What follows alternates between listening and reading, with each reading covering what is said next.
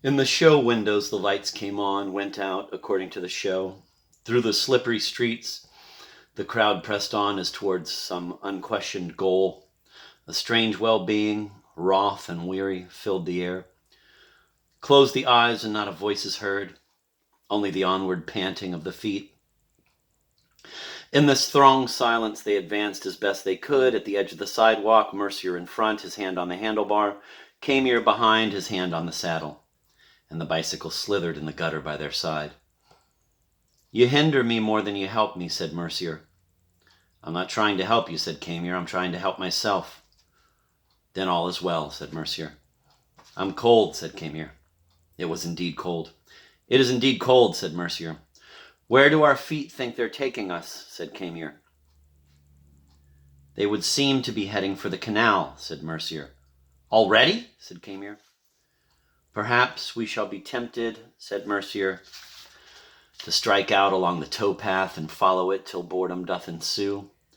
Before us, beckoning us on without our having to lift our eyes, the dying tents we love so well." "Speak for yourself," said Camier. "The very water," said Mercier, "will linger livid, which is not to be despised either. And then the whim, who knows, may take us to throw ourselves in." "The little bridges slip by," said Camier, "ever fewer and further between. We pore over the locks, trying to understand. From the barges made fast to the bank waft the watermen's voices, bidding us good night. Their day is done. They smoke a last pipe before turning in." "Every man for himself," said Mercier, "and God for one and all." "The town lies far behind," said Camier. "Little by little night overtakes us, blue-black. We splash through puddles left by the rain. It is no longer possible to advance. Retreat is equally out of the question." He added some moments later, "What are you musing on, Mercier?" "On the horror of existence," confusedly said Mercier. "What about a drink?" said Camier. "I thought we had agreed to abstain," said Mercier. "Except in the event of accident or indisposition. Does not that figure among our many conventions?" "I don't call drink," said Camier, "a quick nip to put some life in us." They stopped at the first pub. "No bikes here," said the publican. Perhaps, after all, he was a mere hireling. "And now?" said Camier. "We might chain it to a lamppost," said Mercier. "That would give us more freedom," said Camier. He added, "of movement." In the end they fell back on a railing. It came to the same. "And now?" said Mercier. "Back to no bikes?" said Camier. "Never," said Mercier. "Never say that," said Camier. So they adjourned across the way. Sitting at the bar, they discoursed of this and that, brokenly, as was their custom. They spoke, fell silent, listened to each other, stopped listening, each as he fancied or as bidden from within. There were moments, minutes on end, when Camier lacked the strength to raise his glass to his mouth. Mercier was subject to the same failing. Then the less weak of the two gave the weaker to drink, inserting between his lips the rim of his glass. A press of somber, shaggy bulks hemmed them about, thicker and thicker as the hour wore on. From their conversation there emerged, in spite of all, among other points, the following. Number one, it would be useless, nay, madness, to venture any further for the moment. Number two, they need only ask Helen to put them up for the night. Number three, nothing would prevent them from setting out on the morrow, hail, rain, or shine, at the crack of dawn. Number four, they had nothing to reproach themselves with. Number five, did what they were looking for exist? Number six, what were they looking for? Number seven, there was no hurry. Number eight, all their judgments relating to the expedition called for revision and tranquility. Number nine, only one thing mattered: depart. Number 10, to hell with it all anyway. Back in the street, they linked arms. After a few hundred yards, Mercier drew Camier's attention to the fact that they were not in step. "You have your gait," said Camier. "I have mine." "I'm not accusing anyone," said Mercier. "But it's wearing. We advance in jerks." I'd prefer you to ask me straight out, said Camier. Straight out, plump and plain, either to let go your arm and move away or else to fall in with your titubulations. Camier, said Mercier, squeezing his arm. They came to a crossroads and stopped. Which way do we drag ourselves now, said Camier. Our situation is no ordinary one, said Mercier. I mean in relation to Helen's home. If I know where we are. For these different ways all lead there with equal success. Then let us turn back, said Camier. And lose ground we can ill afford, said Mercier. We can't stay stuck here all night, said Camier, like a couple of clots. Let us toss our umbrella, said Mercier. It will fall in a certain way according to laws of which we know nothing. Then all we have to do is press forward in the designated direction. The umbrella answered, left. It resembled a great wounded bird, a great bird of ill omen shot down by hunters and awaiting quivering the coup de grace. The likeness was striking. Camier picked it up and hung it from his pocket. It is not broken, I trust, said Mercier. Here their attention was drawn to a strange figure, that of a gentleman wearing, despite the rawness of the air, a simple frock coat and top hat. He seemed, for the moment, to be going their way, for their view was of his rear. His hands, in a gesture coquettishly demential, held high and wide apart the skirts of his cutaway. He advanced warily, with stiff and open tread. Do you feel like singing, said Camier. Not to my knowledge, said Mercier. The rain was beginning again, but had it ever ceased? Let us make haste, said Camier. Why do you ask me that, said Mercier. Camier seemed in no hurry to reply. Finally, he said, I hear singing. They halted, the better to listen. I hear nothing, said Mercier. And yet you have good ears, said Camier, so far as I know. Very fair, said Mercier.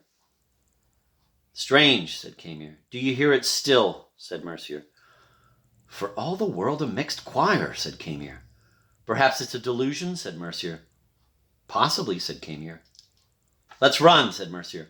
They ran some little way in the dark and wet without meeting a soul. When they had done running, Mercier deplored the nice state, soaked to the buff, in which they would arrive at Helen's, to which in reply Camier described how they would immediately strip and put their things to dry, before the fire or in the hot cupboard, with the boiler and hot water pipes. Come to think of it, said Mercier, why didn't we use our umbrella? Camier looked at the umbrella, now in his hand. He had placed it there that he might run more freely. We might have indeed, he said. Why burden oneself with an umbrella, said Mercier, and not put it up as required? Quite, said Camier. Put it up now, in the name of God, said Mercier, but Camier could not put it up. Give it here, said Mercier, but Mercier could not put it up either. This was the moment chosen by the rain, acting on behalf of the universal malignity, to come down in buckets. It's stuck, said Camier. Don't strain it, whatever you do. Mercier used a nasty expression. Meaning me, said Camier. With both hands, Mercier raised the umbrella high above his head and dashed it to the ground. He used another nasty expression. And to crown all, lifting to the sky his convulsed and streaming face, he said, As for thee, fuck thee. Decidedly, Mercier's grief, heroically contained since morning, could be no longer so. Is it our little Omni you are trying to abuse? Said Camier. You should know better. It's he, on the contrary, fucks thee.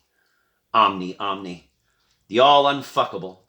Kindly leave Mrs. Mercier outside this discussion, said Mercier. The mine has snapped, said Camier. The first thing one noticed at Helen's was the carpet. Will you look at that pile, said Camier. Prime moquette, said Mercier. Unbelievable, said Camier. You'd think you never saw it till now, said Mercier. And you wallowing on it all these years? I never did see it till now, said Camier. And now I can't forget it. So one says, said Mercier. If that evening the carpet in particular caught the eye, it was not alone in catching it, for a cockatoo caught it too. It clung shakily to its perch, hung from a corner of the ceiling and dizzily rocked by conflicting swing and spin. It was wide awake in spite of the late hour. Feebly and fitfully its breast rose and fell. Faint quiverings ruffled up the down at every expiration. Every now and then the beak would gape, and for what seemed whole seconds fish-like remain agape. Then the black spindle of the tongue was seen to stir. The eyes, averted from the light, filled with unspeakable bewilderment and distress, seemed all ears. Shivers of anguish rippled the plumage, blazing in ironic splendor. Beneath it, on the carpet, a great news sheet was spread. "There's my bed and there's the couch," said Helen. "They're all yours," said Mercier. "For my part, I'll sleep with none." "A nice little suck-off," said Camier, "not too prolonged. By all means, but nothing more." "Terminated," said Helen. "The nice little suck-offs, but nothing more." "I'll lie on the floor," said Mercier, "and wait for dawn. Scenes and faces will unfold before my gaze. The rain on the skylight sound like claws, and night rehearse its colors. The longing will take me to throw myself out of the window, but I'll master it," he repeated in a roar. "I'll master it." Back in the street, they wondered what they had done with the bicycle. The sack, too, had disappeared. "Did you see the Polly?" said Mercier. "Pretty thing," said Camier. "It groaned in the night," said Mercier. Camier questioned this. "It will haunt me till my dying day," said Mercier. "I didn't know she had one," said Camier. "What haunts me is the Kidderminster." "Nor I," said Mercier. "She says she's had it for years." "She's lying, of course," said Camier. It was still raining. They took shelter in an archway, not knowing where to go. "When exactly did you notice the sack was gone?" said Mercier.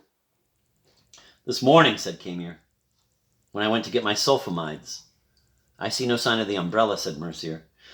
Camier inspected himself, stooping and spreading out his arms as if concerned with a button. "We must have left it at Helen's," he said. "My feeling is," said Mercier, "that if we don't leave this town today, we never shall. So let us think twice before we start trying to—" He almost said recoup. "What exactly was there in the sack?" said Camier. "Toilet requisites and necessaries," said Mercier. "Superfluous luxury," said Camier. "A few pairs of socks," said Mercier. "And one of drawers." "God," said Camier. "Some eatables," said Mercier. "Rotten ripe for the muck heap," said Camier. "On condition we had retrieved them," said Mercier. "Let us board the first express southward bound," cried Camier. He added more soberly, "and so not be tempted to get out at the nearest stop." "And why south?" said Mercier, "rather than north or east or west?" "I prefer south," said Camier. "Is that sufficient ground?" said Mercier. "It's the nearest terminus," said Camier. "True," said Mercier. He went out into the street and looked up at the sky, a gray pall, look where he would. "The sky is uniformly leaden," he said, resuming his place under the arch. "We'll drown like rats without the umbrella." Camier criticized this simile. "Like rats," said Mercier. "Even if we had the umbrella," said Camier, "we could not use it, for it is broken." "What fresh extravagance is this?" said Mercier. "We broke it yesterday," said Camier. "Your idea." Mercier took his head between his hands. Little by little the scene came back to him. Proudly he drew himself up to his full height. "Come," he said, "regrets are vain. We'll wear the raincoat, turn and turn about," said Camier. "We'll be in the train," said Mercier, speeding south. "Through the streaming panes," said Camier. "We try to number the cows, shivering pitiably in the scant shelter of the hedges. Rooks take wing, all dripping and bedraggled. But gradually the day lifts, and we arrive in the brilliant sunlight of a glorious winter's afternoon. It seems like Monaco." "I don't seem to have eaten for 48 hours, said Mercier, "and yet I am not hungry." "One must eat," said Camier. He went on to compare the stomach with the bladder. "Apropos," said Mercier, "how is your cyst?" "Dormant," said Camier. "But under the surface mischief is brewing. What will you do then?" said Mercier. "I dread to think," said Camier. "I could just manage a cream puff," said Mercier. "Wait here," said Camier. "No, no," cried Mercier. "Don't leave me. Don't let us leave each other." Camier left the archway and began to cross the street. Mercier called him back, and an altercation ensued. Too foolish to be recorded, so foolish was it. Another would take umbrage, said Camier. Not I, all things considered, for I say to myself, the hour is grave, and Mercier... Well, he advanced towards Mercier, who promptly recoiled. I was only going to embrace you, said Camier. I'll do it some other time, when you're less yourself, if I think of it. He went out into the rain and disappeared. Alone in the archway, Mercier began pacing to and fro, deep in bitter thought. It was their first separation since the morning of the day before. Raising suddenly his eyes, as from a vision no longer to be borne, he saw two children, a little boy and a little girl, standing gazing at him. They wore little black oilskins with hoods, identical, and the boy had a little satchel on his back. They held each other by the hand. Papa, they said with one voice, or nearly. Good evening, my children, said Mercier.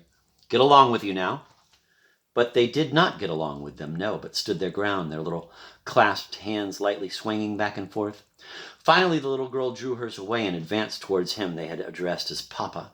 She stretched out her little arms towards him, as if to invite a kiss, or at least a caress. The little boy followed suit, with visible misgiving. Mercier raised his foot and dashed it against the pavement. Be off with you, he cried. He bore down on them, wildly gesturing, and his face contorted. The children backed away to the sidewalk, and there stood still again. Fuck off out of here, screamed Mercier. He flew at them in a fury, and they took to their heels. But soon they halted and looked back. What they saw then must have impressed them strongly, for they ran on and bolted down the first side street. As for the unfortunate Mercier, satisfied after a few minutes of fuming tenterhooks that the danger was past, he returned, dripping, to the archway, and resumed his reflections, if not at the point where they had been interrupted, at least at one nearby. Mercier's reflections were peculiar in this, that the same swell and surge swept through them all and cast the mind away, no matter where it embarked. On the same rocks, invariably. They were perhaps not so much reflections as a dark torrent of brooding, where past and future merged in a single flood and closed over a present forever absent. Ah, well. Here, said Camier, I hope you haven't been fretting. Mercier extracted the cake from its paper wrapping and placed it on the palm of his hand. He bent forward and down till his nose was almost touching it, and the eyes not far behind. He darted towards Camier while still in this position, a sidelong look full of mistrust. A cream horn, said Camier, the best I could find. Mercier, still bent double, moved forward to the verge of the archway where the light was better and examined the cake again. It's full of cream, said Camier. Mercier slowly clenched his fist, and the cake gushed between his fingers. The staring eyes filled with tears. Camier advanced to get a better view. The tears overflowed, all down the furrowed cheeks and vanished in the beard. The face remained unmoved. The eyes, still streaming and no doubt blinded, seemed intent on some object stirring on the ground. If you didn't want it, said Camier, you had better given it to a dog or to a child. I'm in tears, said Mercier. Don't intrude. When the flow stopped, Camier said, let me offer you our handkerchief. There are days, said Mercier. One is born every minute. Then the world is full of shitty little Merciers. It's hell. Oh, but to cease. Enough, said Camier. You look like a capital S. 90th a day. Would I were, said Mercier. He wiped his hand on the seat of his trousers. He said, I'll start crawling any minute. I'm off, said Camier. Leaving me to my fate, said Mercier. I knew it. You know my little ways, said Camier. No, said Mercier, but I was counting on your affection to help me serve my time. I can help you, said Camier. I can't resurrect you. Take me by the hand, said Mercier, and lead me far away from here. I'll trot along at your side like a little puppy dog, or a tiny tot, and the day will come. A terrible screech of brakes rent the air, followed by a scream and a resounding crash. Mercier and Camier made a rush, after a moment's hesitation, for the open street, and were rewarded by the vision, soon hidden by a concourse of gapers, of a big fat woman writhing feebly on the ground. The disorder of her dress revealed an amazing mass of billowing underclothes, originally white in color. Her lifeblood, streaming from one or more wounds, had already reached the gutter. Ah, said Mercier, that's what I needed. I feel a new man already. He was in fact transfigured. Let this be a lesson to us, said Camier. Meaning? Said Mercier. Never to despair, said Camier, or lose our faith in life. Ah, said Mercier with relief. I was afraid you meant something else. As they went their way, an ambulance passed, speeding towards the scene of the mishap. I beg your pardon, said Camier. A crying shame, said Mercier. I don't follow you, said Camier. A 6-cylinder, said Mercier. And what of it, said Camier. And they talk about the petrol shortage, said Mercier. There are perhaps more victims than one, said Camier. It might be an infant child, said Mercier. For all they care. The rain was falling gently as from the fine rose of a watering pot. Mercier advanced with upturned face. Now and then he wiped it with his free hand. He had not had a wash for some time. Summary of 2 preceding chapters. Chapter 1, Outset, Meeting of Mercier and Camier, St. Ruth Square, the beach, the rain, the shelter, the dogs, distress of Camier, the ranger, the bicycle, words with the ranger, Mercier and Camier confer, results of this conference, bright, too late, the bell, Mercier and Camier set out. Number 2, the town at twilight, Mercier and Camier on the way to the canal, vision of the canal, the bicycle. First bar, Mercier and Camier confer, results of this conference, Mercier and Camier on the way to Helen's, doubts as to the way, the umbrella, the man in the frock coat, the rain, Camier hears singing, Mercier and Camier run, the umbrella, the downpour, distress of Mercier, at Helen's, the cockatoo, the Kidderminster, the second day, the rain, disappearance of sack, bicycle and umbrella, the archway, Mercier and Camier confer, results of this conference, departure of Camier, distress of Mercier, Mercier and the children, return of Camier, the cream horn, distress of Mercier, the fat woman, Mercier and Camier depart, rain on Mercier's face.